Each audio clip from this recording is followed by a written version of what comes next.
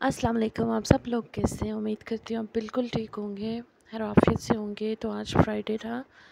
تو بابا لے کے آئے تھے فروٹ، تو وہ میں ٹوکری میں نکال رہی ہوں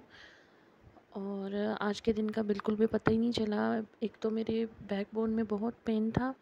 جس کی وجہ سے میں اٹھی بہت لیٹ تھی، اور اس کے بعد پھر بس بیبی کے ساتھ لگ گئی، اس کو شاور دیا،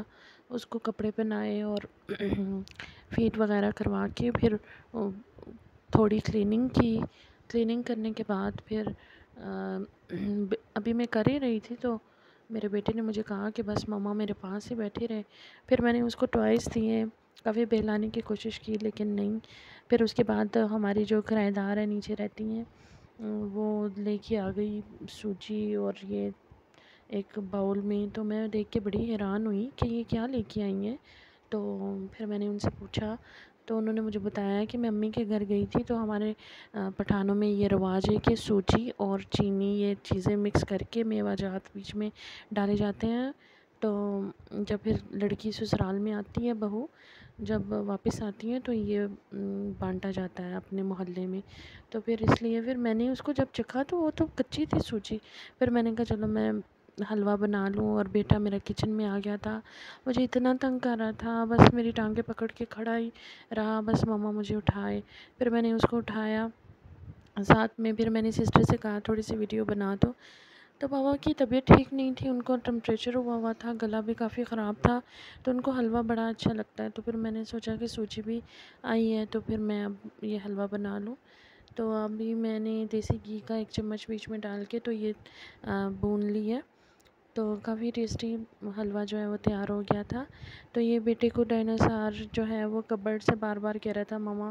یہ مجھے، وہ بول تو نہیں اس طرح سے سکتا، تھوڑی بہت باتیں کرتا ہے لیکن اس کے جو اشارے ہیں وہ میں سمجھ ہی رہی تھی۔ تو پھر میں نے کبرڈ میں سے اس کو یہ ڈائناسار نکال کے دیا، اس کی خالہ نے اس کو برتھڈے پہ گفٹ کیا تھا جب اس کی فرسٹ برتھڈے تھی۔ تو اس کے بعد پھر اس کو سسٹر کے حوالے کر کے پھر میں شاور لینے گئی، اور جب میں کریم لگانے بیٹھی تو میرا بیٹا بھی میرے پاس آ گیا کہ مجھے بھی لگاؤ،